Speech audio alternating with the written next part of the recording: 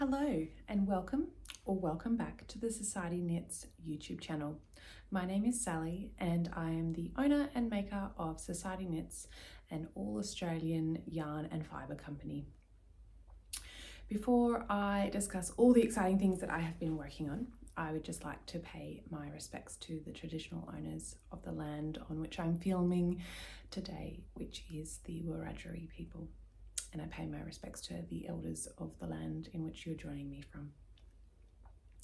So it has been a busy couple of weeks. I did have a little break, so I have an unusually large amount of knitting. So I'll run you through some of my finished objects, things that I've made some progress on, some plans for new things, some acquisitions, and excitedly what I am wearing. So you may have seen released this week that I had the fortune of testing the Alma vest by Sanna and Co. So this is the Alma vest. As you can see, it is a beautiful colourwork vest.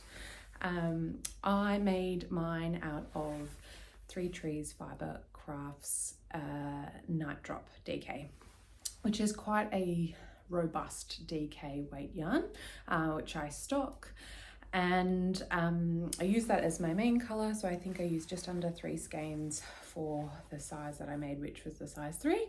And then I decided to be super bold and use some hand spun as the contrast colour. I have been watching a lot of YouTubers who are either just getting into spinning or trying to use their hand spun yarn in different ways, and one of the common things either seems to be in sort of small lovely textured shawls and things, or as a contrast color. And so I thought my 200 grams of this sort of tweedy fluff that I had could be a perfect opportunity to be able to see how my hand spun kind of works up. So that's what I did, and it's created just a lovely white base with some tweedy flecks, and I'm really happy with it. The only modifications I made to this pattern were I think I went down a needle size, which is pretty normal for me, and I did one less colour work round for the arms, just because I was feeling a little bit nervous about yarn chicken with my hand spun. So I didn't want to run the risk of having too few or too more on one side or the other. But otherwise, as always with Susanna's patterns, they are amazing. I was very grateful to be part of the test knitting process, as always.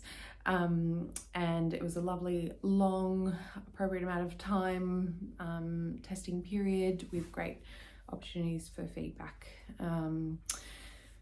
One of the wonderful things that I want to mention about the main colour I use, so as I said, this is the Night Drops DK by 3 Trees Fibre Crafts, is the uniformity of the dyeing and how colour fast it is. As you can see, this is the lighting's a little bit funny, but this is a kind of like a deep navy sort of blue, night blue, if you will, and you know, that's a very saturated colour. I was super lazy and didn't alternate skeins, but I don't think you can tell. And when I blocked the yarn, the finished project, I did not have any excess dye come off in the bath. I used warm water, left it for about 20 minutes, which is usually what I do, and it was, because the water was still completely clear. So I already tell everyone how much I love 3 Trees Fibercraft, but I would just encourage you even more to consider just the technical aspects of how good Rhonda is at dyeing. So well done, Rhonda. Love your work. Now, enough about this beautiful piece. I have got 2 finished objects, which I'm super pleased with. So let's get into those. Now, the first one is the Wishing Star shawl. Isn't it sweet? So the Wishing Star shawl was a pattern and yarn collaboration between Curious Handmade, an amazing Australian pattern writer, and Louie and Lola yarn for the breast cancer fundraiser end of last year. So the yarn is called Knit for the Girls 2024, and it's a merino nylon sock yarn. I would say that it's more light fingering than a fingering weight, which absolutely didn't affect anything with the shawl I made.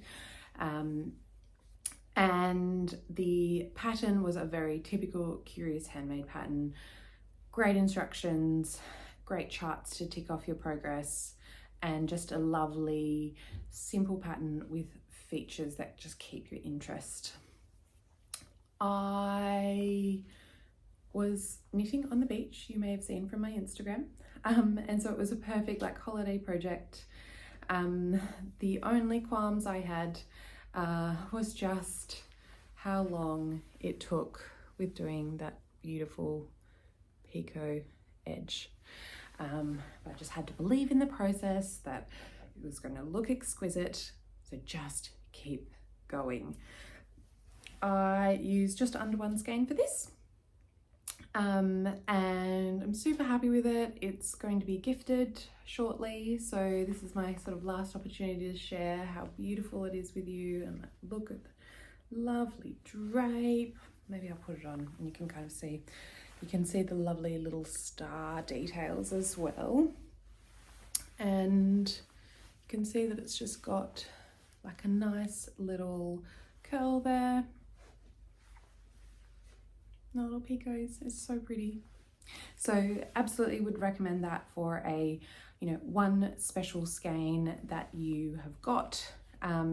Or if you just see something really pretty at somewhere like Bendigo Sheep Show and don't know what to do, highly recommend this as a just beautiful 100 gram skein pattern. So loved that process.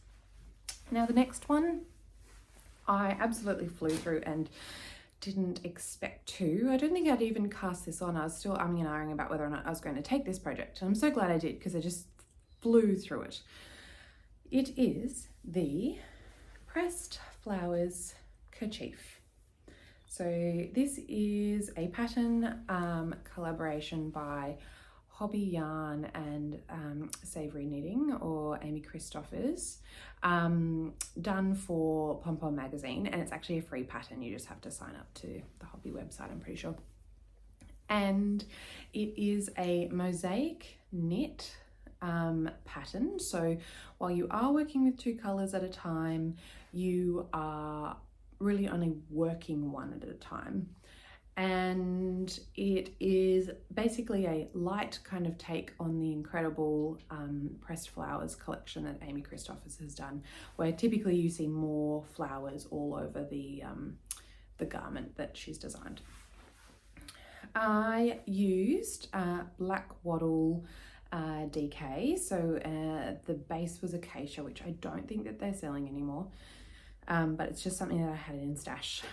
I ended up doing, so I think the pattern has 6 or maybe 7 flower repeats like before you get to this center little pattern. I ended up doing 10 before I decreased, and that was purely just because of the amount of yarn that I wanted to use up.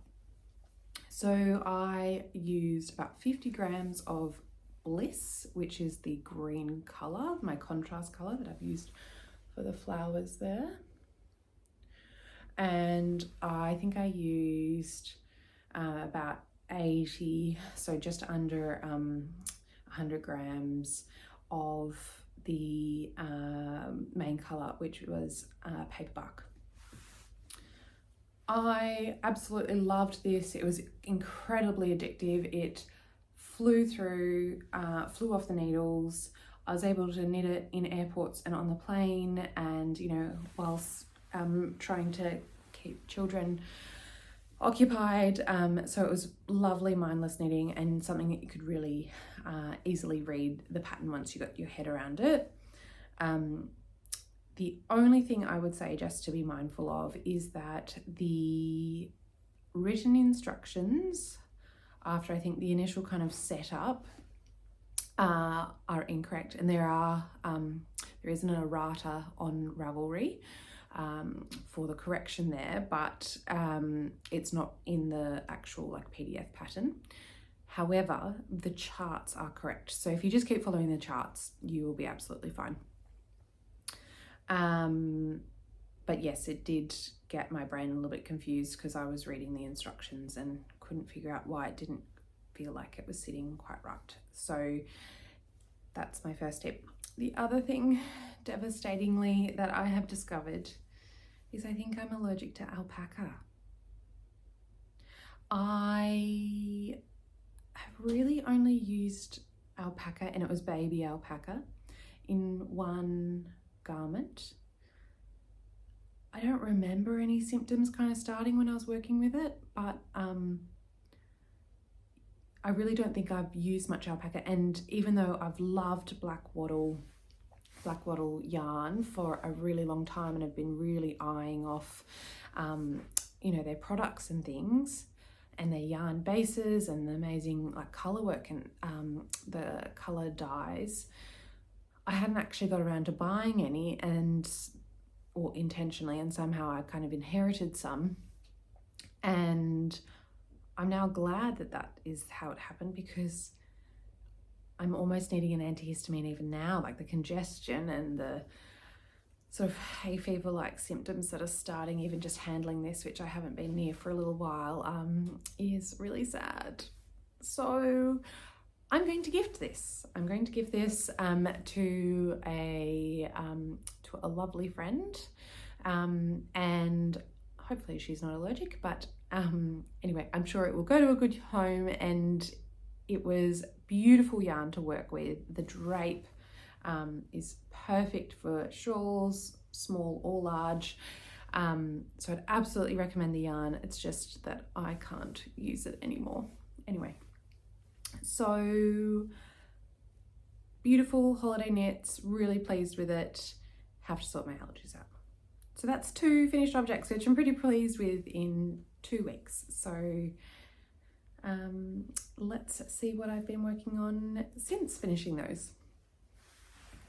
Now, last time I showed you this, I think I had just started speaking about how much I was loving the Natural Fibre Arts DK's soft rolling skin, or SRS merino base. I was really addicted just to the like sensory experience, and I had cast on the neck of my caramel sweater by Petite knit. So I think I was about up to here, and now we have a body and almost a whole this yarn base is absolutely exquisite. Just cannot get enough of it. I just struggle to use anything else because nothing compares to the softness. It's definitely a non-superwash. You can see just like my little tails are already kind of almost felting themselves. They've been flitting around all over the place, but just exquisitely soft. The color I'm using from Natural Fibre Arts is charcoal, and I guess it has taught me another valuable lesson.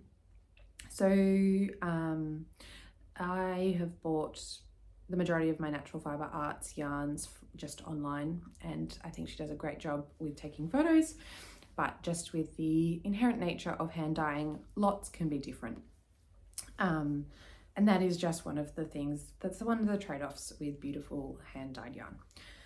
I had my little collection and I thought I'd kind of gone through them all, you know, I'd caked them up. I thought I'd sort of explored any of the colour changes or you know, variations in the lot.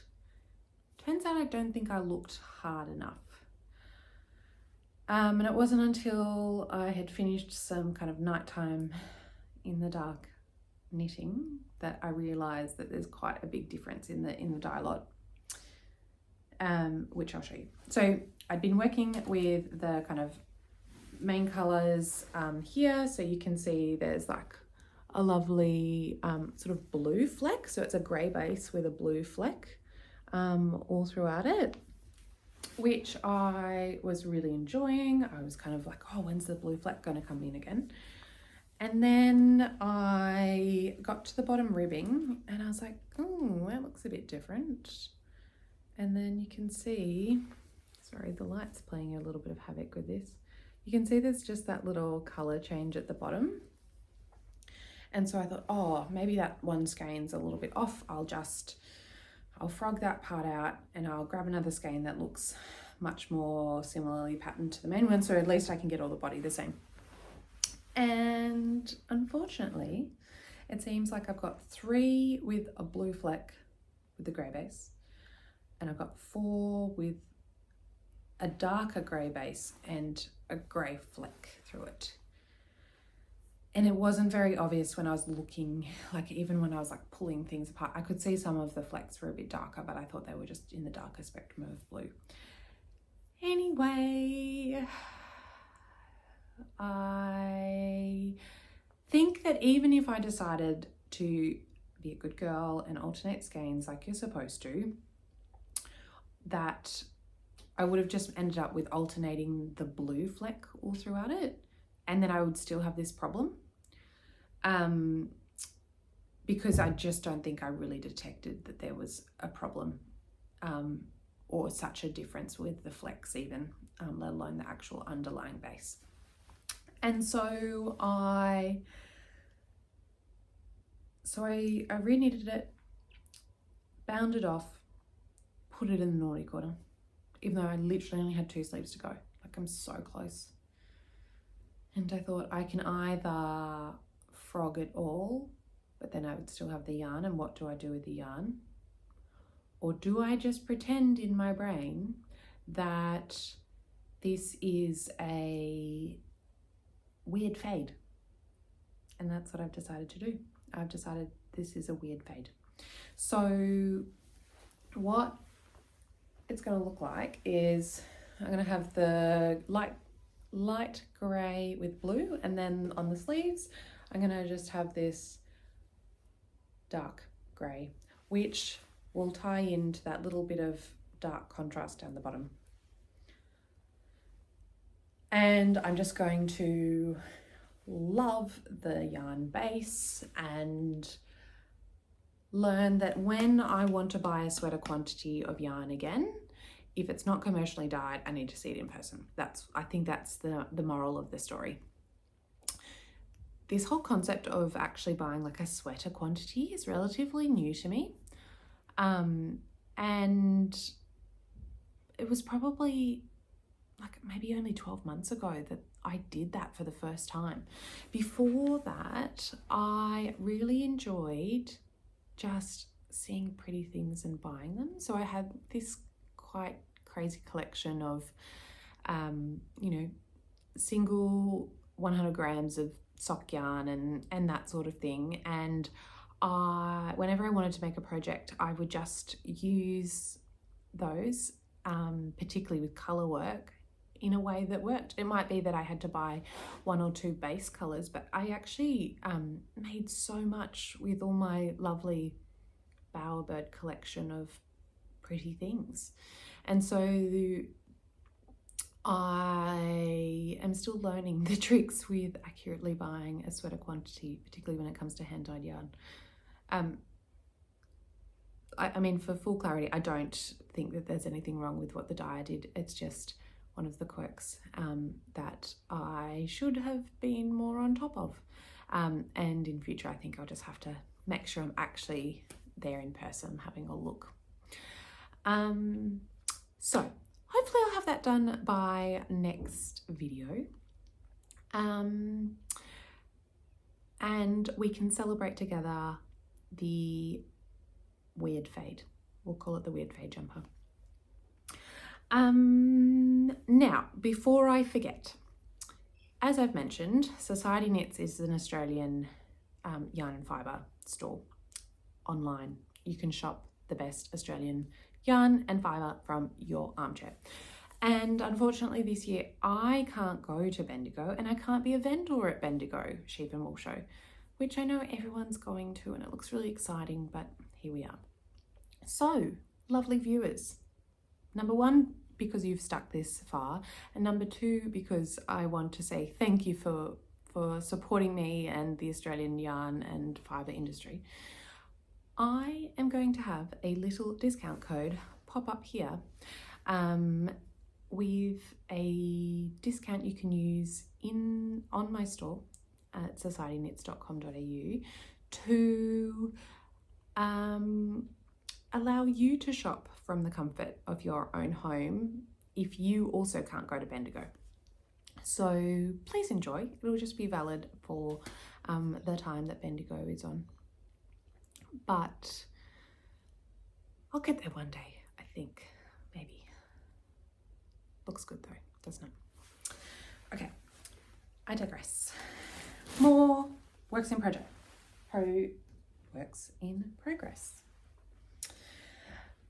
I have been so grateful for all the encouragement you have been giving me with my EXP. I really think this is going to be my magnum opus, my great work, my life accomplishment, because Susanna, I love you. I love your patterns, case in point, but this is getting ridiculous. This is my EXP sweater. I've spoken about it extensively in the last 2 episodes, so go and have a look at those if you want some more details on what I'm doing. But pattern by Sanna and Co, yarn, kit slightly modified by Lou and Lola yarns.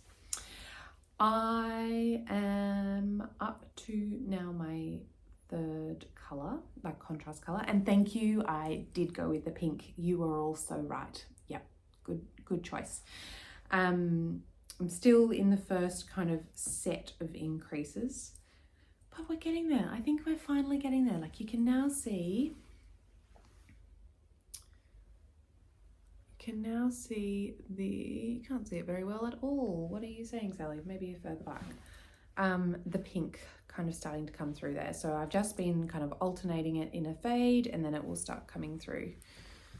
Can you see it a little bit there? Probably not. Let's just show. This is the lovely pink that I'm working with at the moment. As I said, it's really slow progress. I didn't take this with me to holidays because there is no way that chasing children and keeping up with where I need to be with this is compatible in any way. So it stayed home, and that's why I got so much progress done on everything else. And the yellow mark is where I was last time. So very slow going, but this is a process knit. This is oh, look at the colors, look at the way the yarns are interacting. Oh, look, we've done another increase and that's going to change the pattern. It's a go along with the process, enjoy the process. It will take as long as it takes. It's not got a deadline. I loved that on Instagram, Made by Kirsty has been keeping me updated with how her EXP is going, and she's finished it in time for the Bendigo Wool Show. So well done you. You should be so proud because that is quite the accomplishment. However, I'm running my own race and I'll just keeping on because it will be beautiful whenever it is that it is finished. So I'll hopefully have a little bit more progress with that next time, but I'm also not worried if I don't because it's all about the experience with this one. So pretty. As the caramel sweater that I showed you is coming to an end, my brain is starting to flit around about, well, what am I going to work on next? So, because I'm being really good, I decided to do a swatch for my next project, which is not something I often do because I am the boss of swatching. And often I've been keeping a little note on my phone about what gauge I get with certain types of yarn, and whether it's like color work, knitted flat or round, just so I know roughly what kind of needle size I should be starting with. I find I'm quite a loose knitter, so often I can be quite different to other people's kind of knitting tension, and at least if I know roughly that I'll actually, for that kind of tension square, I should be using a much smaller needle, I can start there and then figure out the kind of gauge from there. And if I'm using very similar yarns or very similar designers' techniques and things, then I will generally get gauge without having to do a swatch because I've got experience with it. However, when I swatched for my EXP, I discovered that I had to massively size down my needles. Half fisherman's rib is a very new stitch technique to me, and so when I was deciding to work with my beautiful hand spun, that is from Handmade by Catkin, I really wanted to make sure I got the tension square right, because I am a bit limited with yarn quantity, so I need to know, do I need to spin up more, or is what I've got enough? So here is my cute little swatch.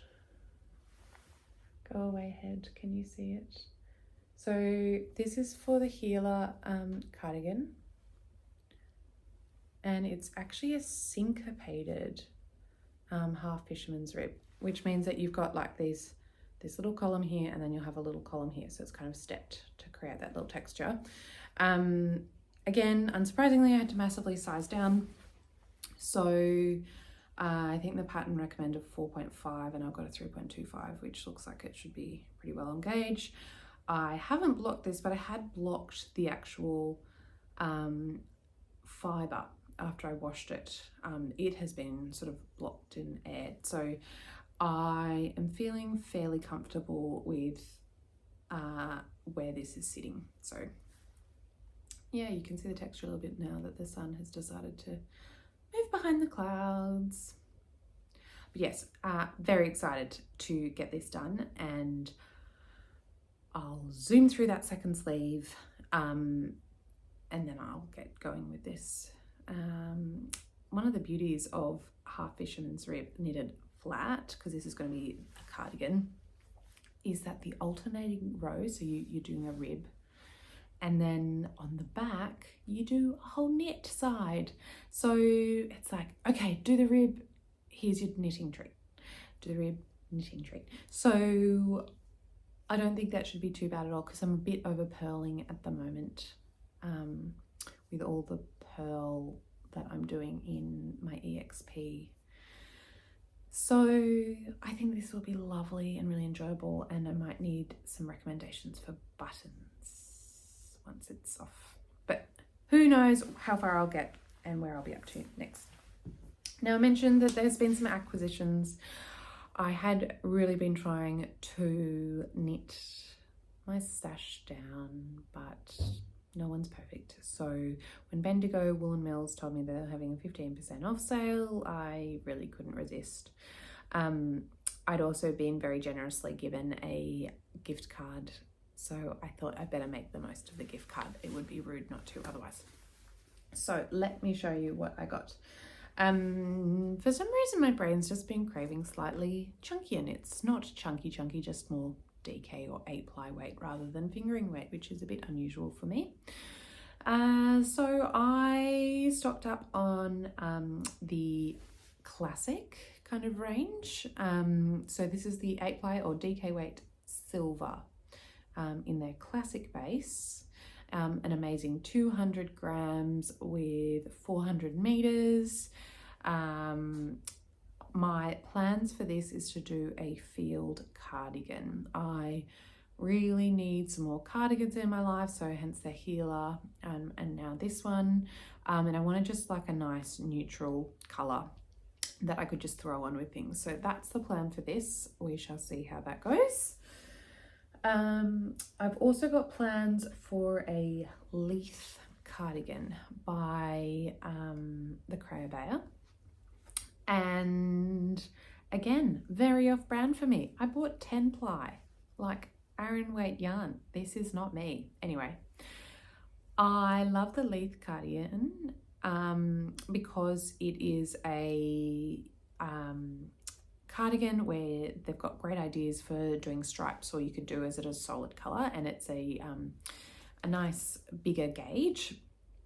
There is a project on Ravelry that I fell in love with and has really inspired me, and it's a alternating like a pink and red cardigan, in like a Lieth cardigan, and I just thought, yes, that is the kind of bold color I want. So I've got their 10 ply luxury cream, and that's going to be kind of my base color, and then I've got a kind of mauvey pink color, which again, why was I buying that weight, because that is not something I normally buy at all.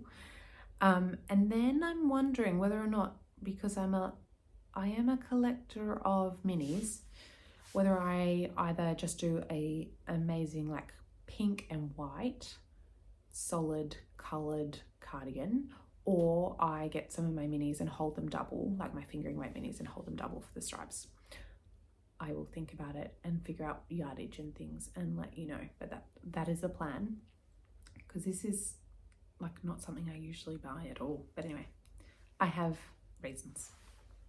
The final project plans I've got are, so I've got again the 8 ply just classic base. This color is midnight blue, which is very similar to the vest that I'm wearing, and then this is almond, color almond, and it's pretty similar to the cream over there. My dream for this is a Marseille sweater by Petite knit. I'm just really enjoying her very classic, oversized, well-designed patterns, and so I'm leaning into that a little bit, and thought that just some good solid blue and white stripes would do the trick. So that's the dream for that one. After I ordered the yarn, I changed my mind halfway through, which was silly, but anyway. And because my initial brain decided have the background, the main color be navy, and then have white stripes. And then I saw all the beautiful ones in like a kind of off-white with the dark stripe, and I thought, oh, that's a better combination. And I tried to change around, but it was too late, which is fine, absolutely fine. So I wonder whether or not I'll make another one later, like after I kind of know the run of the mill with this and yarn quantities and things, whether or not I make another one which is white with a dark stripe, because it's really making my brain happy, that combination. So that is everything, I think. Thank you for sticking around. Thank you for showing up for episode 3. Who knew that I would even get this far? I hope you enjoyed a slightly different filming space. I was going to film where I normally do, but just noticed that the light was really, really dim and dark, and thought, let's see if there's a better spot. As always, you can see what I'm up to on Instagram mainly, at Society Knits.